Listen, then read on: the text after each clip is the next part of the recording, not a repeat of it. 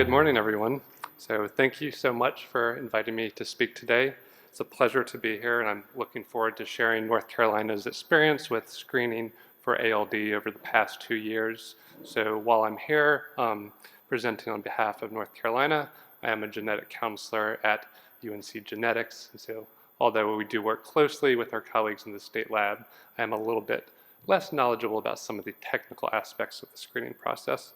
I'm very much looking forward to those, sharing our overall process, talking about our numbers, and then later on going over a few challenging clinical cases that we've encountered while screening for ALD.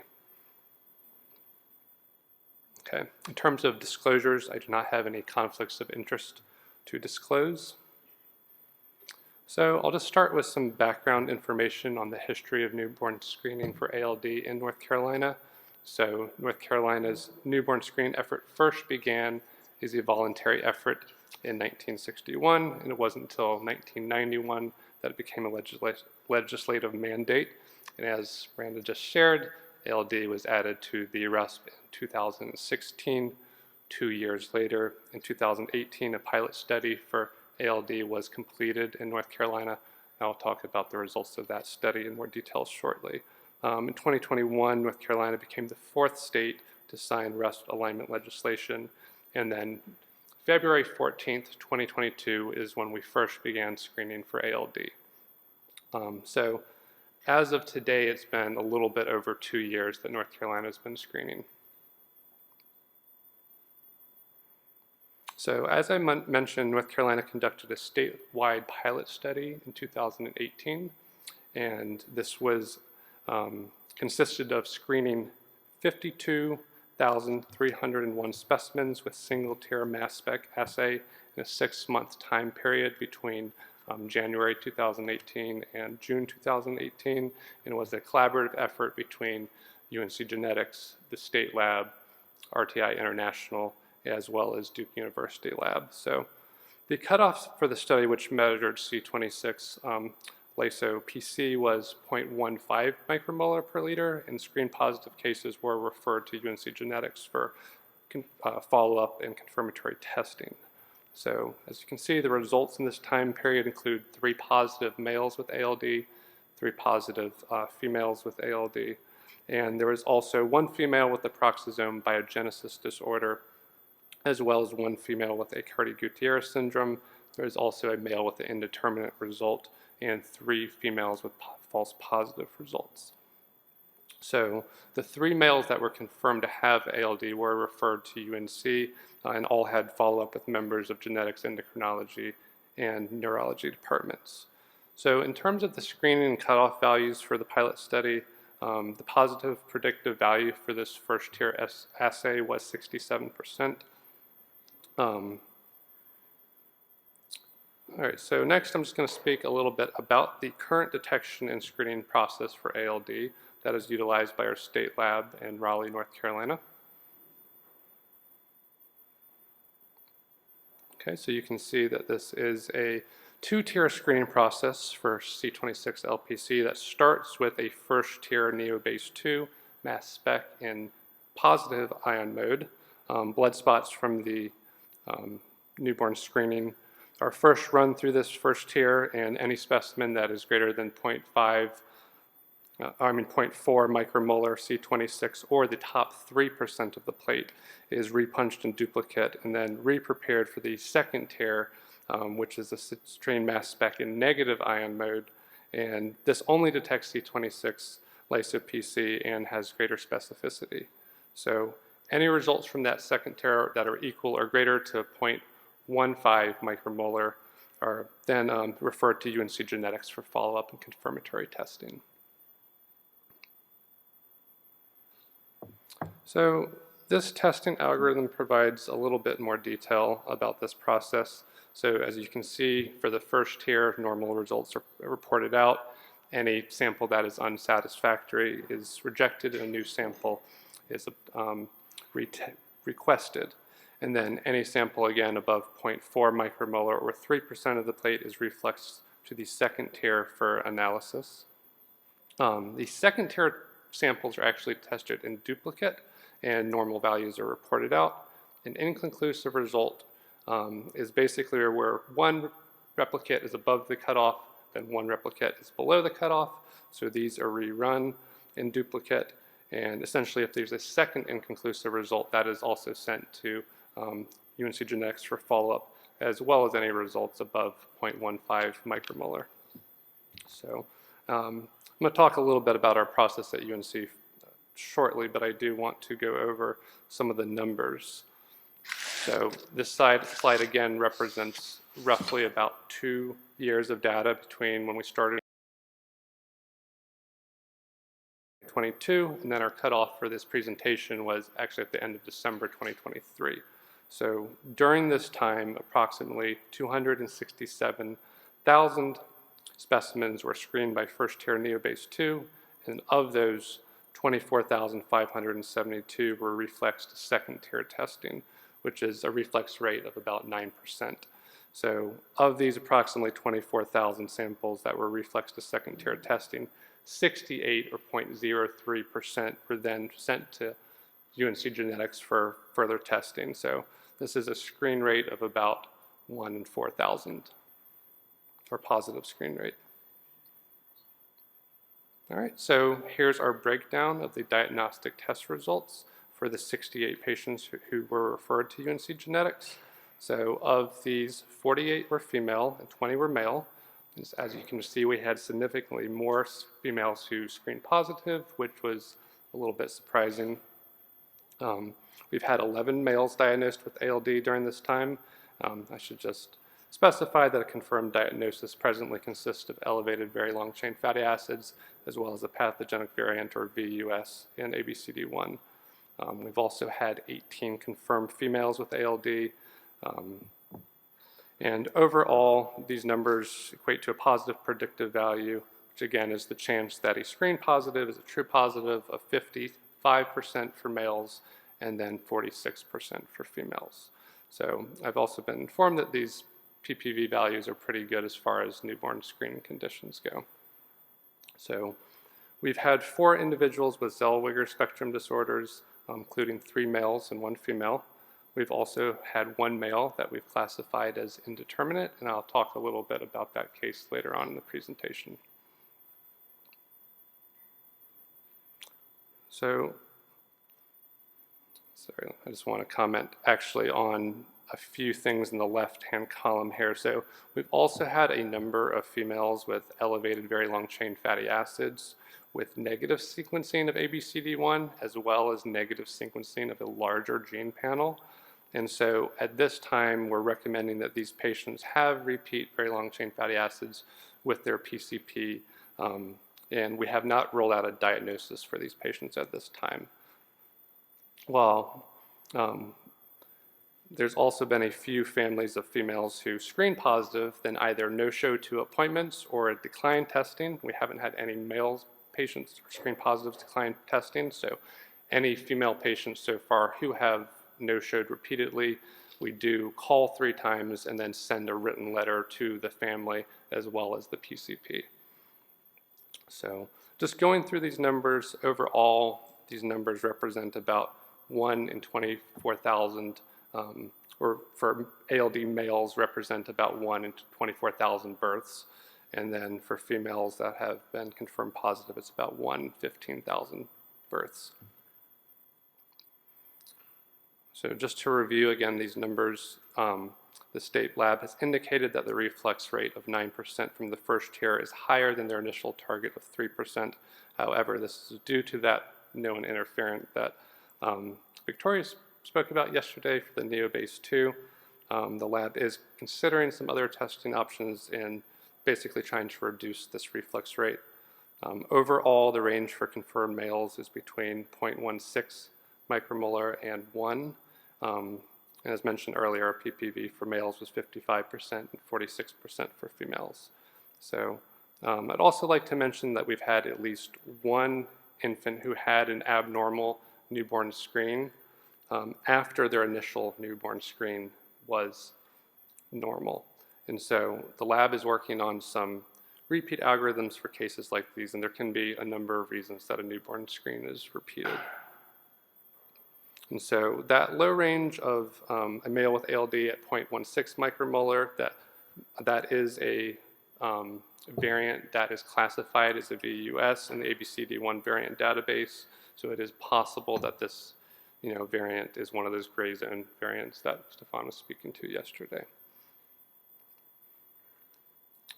So I just want to talk a little bit about the newborn screening process and follow-up process at UNC that we've implemented.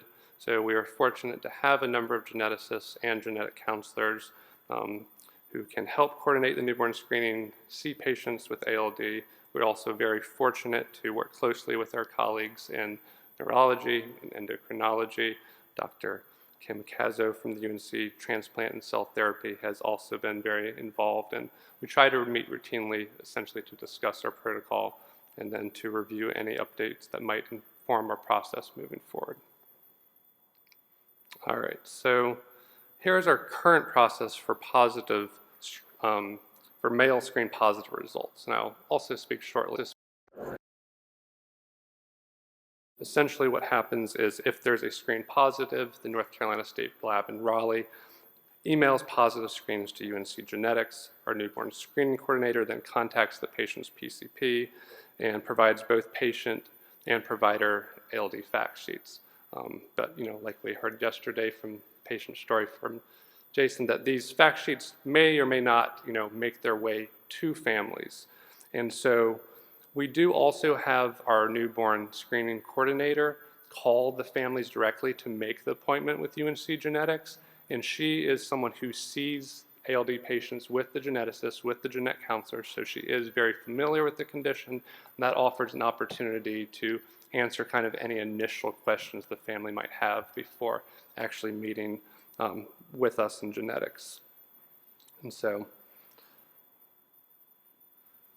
ideally, the patient is scheduled with us in 1 to 2 weeks for confirmatory testing, so that initial visit with UNC Genetics consists of a genetic counselor, a geneticist, and the families receive counseling, and we initiate confirmatory testing that consists of very long chain fatty acid testing and ABCD1 sequencing in concert.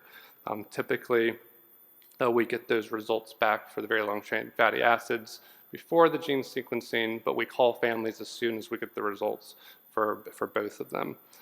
Confirmed males are then scheduled for an in-person or occasionally a telehealth visit, depending on where the family lives in the state, to review the diagnosis and management, initiate cascade genetic testing for families, and we make referrals to neurology and endocrinology at that time as well.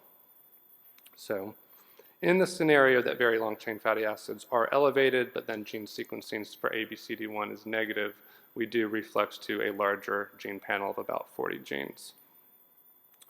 And we have also repeated very long chain fatty acids at times. So in terms of long-term follow-up, presently UNC Genetics, so we coordinate follow-up within the first 12 months just to make sure that patients are getting to endocrinology, that they're getting to neurology. And so this also includes males that may have not been identified through the newborn screening process. This could include families that recently moved to North Carolina or males that were identified through cascade familial testing. So also, while of course we will continue to see identified males in genetics on an annual basis, we're also looking into the possibility of kind of longer term tracking for these patients beyond 12 months. So for our management protocol, we are following the international recommendations from 2022. We like to have patients see neurology again like at a year just to make sure that there's no issues with insurance before having their first MRI at age 2. We also refer to Dr. Kim Kasso in pediatric bone marrow transplant to be seen for HLA typing prior to 2 years of age. So at this point in time, we've had one confirmed male who just had his first MRI, which was clear and negative, and we have at least 6 confirmed males who will be approaching the age of 2 over the course of this next year. So, and I also want to mention that while we are always happy to see any ALD families that are diagnosed or that come to us, we're also transparent with families that we are not one of the centers for excellence for ALD, and we do let families know they can go somewhere to like the University of Minnesota or Mass Gen in Boston. We have had several families that have chosen to do that, and so we do try to help facilitate that process. So our protocol for females who screen positive is fairly similar, but I want to point out a few of the key differences. For one, it is helpful for the screen positive females to do the very long chain fatty acid testing and ABCD1 gene sequencing in concert, because again, this may identify that 15% or so of females with ALD who have elevated very long chains, but again, or do not have elevated very long chains, but have a variant. So we haven't identified any cases at this time where that's the case. In terms of follow-up, we do tell parents of confirmed females that their child will need a baseline neurology exam as a young adult. This also applies to any mothers who have been identified through parental testing. So we do have a neurologist at UNC who has said that she would like to, see these mothers, and so we've referred some mothers to her. We also have made referrals to neurologists in other areas of the state if it's more convenient for families. And I do want to just add that, while we do try to reassure, parents of affected females that they are not at risk for the cerebral form of ALD, we also try not to minimize the diagnosis and really, acknowledge how difficult news can be, as we know that, this can significantly affect the health of women and also significantly affects reproductive family planning. So, all right, so next I would like to just share some clinical cases that highlight some of the complexity and challenges of screening for ALD. So the first case I want to talk about is a male patient who screened positive and was seen by us for confirmatory testing. This is a patient that I immediately thought of yesterday when Stefan was presenting his gray zone research.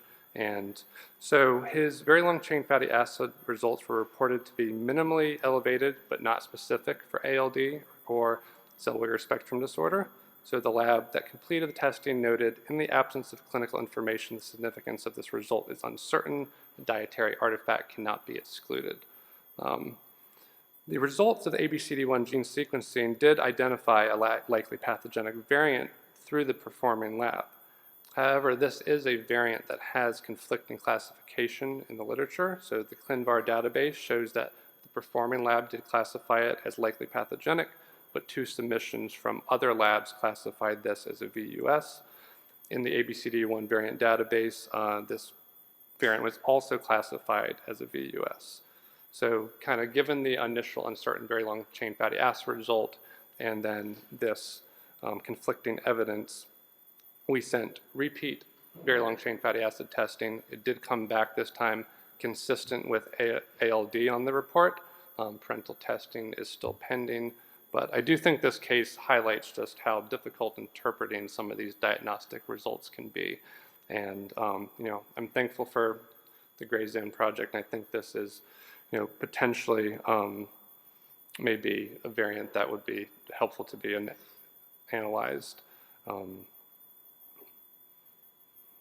Let's see. Our next case involves a female patient who screened positive in the NICU. At birth, she presented with multiple congenital anomalies and markedly elevated C26. It was around 1.1 micromolar. And so in this case, there had actually been prenatal genetic testing that had been completed on a research basis. So the patient's mother had enrolled in the prenatal study at UNC and underwent fetal exome sequencing. So the study results found 1 variant in the gene PEX1, which was maternally inherited, 1 variant in the gene PEX6, which was paternally inherited. Both of these genes are associated with different forms of recessive Zellweger spectrum disorder, or ZSD. And so at this time, the parents were informed that this was a non-diagnostic result, as these 2 variants together in different PEX genes did not establish a diagnosis. So while the patient was in the NICU, commercial testing consisting of a gene panel for ZSD, which included deletion and duplication analysis, was completed. This test found basically the same variants as the prenatal testing, which was the PEX1 and PEX6 variant. Again, this was non-diagnostic. So we were still highly suspicious, though, for ZSD, and we asked the UNC molecular lab to reanalyze the prenatal exome data. This time, they did find a paternally inherited variant in the PEX1 gene. So this PEX1 variant, along with the maternally inherited PEX1 variant, was diagnostic for Zellweger syndrome. So this information was very valuable for this family as it confirmed the diagnosis and helped the family make the difficult decision to transition to supportive care, which after the infant shortly passed away. However, this information was utilized in a subsequent pregnancy the following summer. So we confirmed that the variants could be identified by the lab they were going to utilize for diagnostic testing after an amniocentesis, and the parents were able to give birth that summer to an unaffected infant. So the last case I want to discuss today involves one male patient who we presently have classified as indeterminate. And so his initial very long-chain fatty acid testing was elevated, but not consistent with ALD, and ABCD1 gene sequencing was negative. So based on these results, we sent additional repeat very long-chain fatty acid testing. We actually did this 3 times through Mayo Labs and Kennedy Krieger. It continued to show elevated very long-chain fatty acids. We also reflexed to that larger gene panel, and this time it found a variant of uncertain significance, or VUS, in the gene IFIH1 on chromosome number 2. So this is not an X-linked form of Aicardi-Gutierrez. This is basically pathogenic variants in IFIH1 are associated with Aicardi-Gutierrez, which is a dominant condition characterized by severe neurological impairment. It typically presents in infancy. So in order to investigate this variant further, we sent parental testing. We also asked the performing lab to provide us with any information that they might have. They reported that the same variant was observed 4 times in their internal database, including a child-parent duo who were unaffected and 2 other individuals whose phenotype also did not fit with Aicardi-Gutierrez. And so parental testing came back, and we learned that this was maternally inherited. Mom is healthy, asymptomatic, 34 years of age. So this also reduced our suspicion. But after looking into the literature a bit more, there are some families in the literature where essentially there are parents who have this variant who are in their 50s or 60s and completely asymptomatic and unaffected, who then went on to have affected children. And so given this information, again, it just kind of highlights how difficult it is to interpret these results. And given the persistently elevated very long-chain fatty acids, even though we have kind of reduced suspicion, we are treating this as a positive ALD and following ALD protocol at this time. So just a few take-home messages from these case examples. So we've learned that it's important to repeat very long-chain fatty acids when necessary and complete ABCD1 sequencing in concert. It's also important to consider other genetic conditions such as Aicardi-Gutierrez syndrome, which can come in various shades. Lastly, infants with positive newborn screen and dysmorphic features or congenital anomalies need thorough evaluation to rule out peroxisomal disorders. It's also important not to rule out a condition even in the presence of a negative screen or a negative diagnostic test, especially when you have very high clinical suspicion for it. A few things I want to touch on that we've considered. So in the setting of elevated very long-chain fatty acids and negative genetic testing, we've thought about the possibility that there may be some affected males with low-level mosaicism that's not being detected through traditional sequencing. It's also possible that there are some variants that are undetectable or intronic variants. And I've seen at least one male reported in the literature who initially had negative ABCD1 testing, but was later found to have an intronic variant, and he was clinically affected.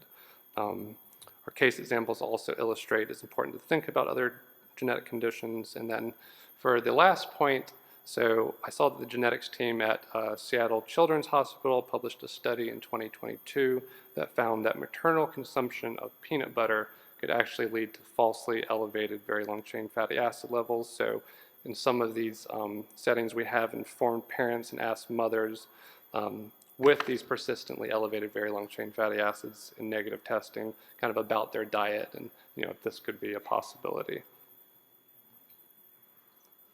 So just a few final thoughts. So while the timeline after newborn positive or screening differs from other disorders such as SMA, the follow-up course for ALD can be prolonged and complex both for families and for providers. Since families may be coming several hours to see us, follow-up can be logistically and financially difficult. As we've discussed this week, frequent MRIs and screening tests are costly. Again, as I've mentioned previously, elevated very long chain fatty acids are not specific to ALD and can be elevated in other disorders such as Aicardi Goutieres and Zellweger spectrum disorder. And consistently elevated very long chain fatty acids and negative gene testing need long-term follow-up. And from a parent standpoint, again, as we've discussed this week, this can increase uncertainty and anxiety. And then lastly, positive screening results in opportunities for familial cascade testing and the identification of other family members, which is very important. So thank you, everyone. I would like to acknowledge everyone at the state lab.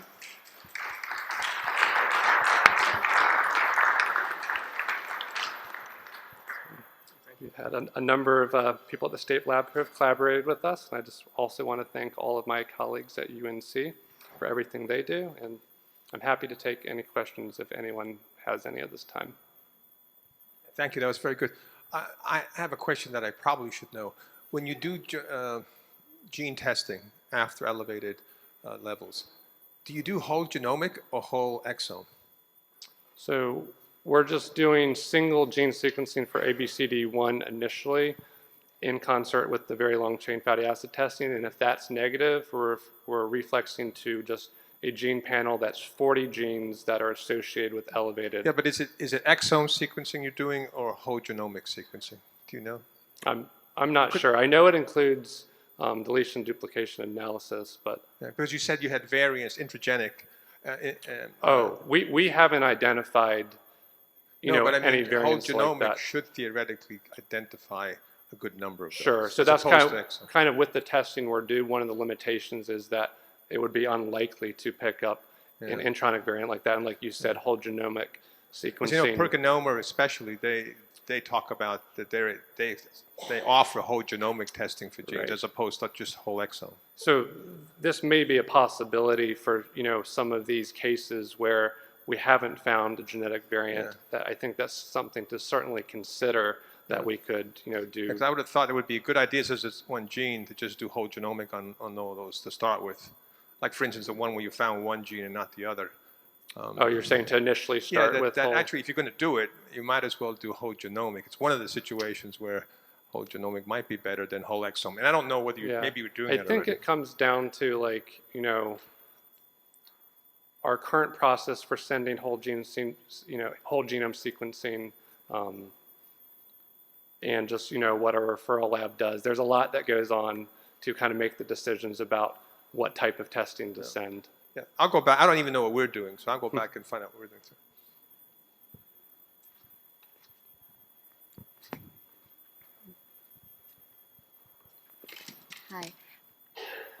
Hi. In your process for follow-up, you had at 2 years doing HLA testing and meeting with the bone marrow transplant specialist for boys. Prior to 2 years. Or prior to 2 years. Yeah, prior to 2 years. So while it's nice to have that as an option, a lot of, and in your situation, you probably have bone marrow transplant specialists available immediately. I'm not sure that that's a necessary step all of the time for every family. I think if they're families are asking for family planning and HLA testing, but I don't know. We'll let Dr. Duncan comment, but I'm not sure that just adding an extra level of anxiety already to a process that's already very anxiety provoking for a lot of families. If the kid's not there yet, I think having that as part of the checklist might be a little bit much. I think if a family's asking for it, that's a reasonable thing to do. Yeah, no, thank you for that feedback. I think that is really important to consider. It's just something that's been part of our protocol, but I would certainly, like to share that information with the team, and we could kind of think about it. I agree. I think it's nice to have that option, and people can make that choice. Sometimes it's too much for them, but it's also good for people to know that it exists and that you don't have to be ready to have a transplant to do the HLA typing. Sometimes it's peace of mind. Sometimes it's anxiety. So I think just taking everything on an individual basis is really great. But I think it's nice that you have the mechanics in place that if a family wants that, they can have. It can be done. Yeah, no, that sounds good. I'll definitely share that feedback. All right, well, thank you.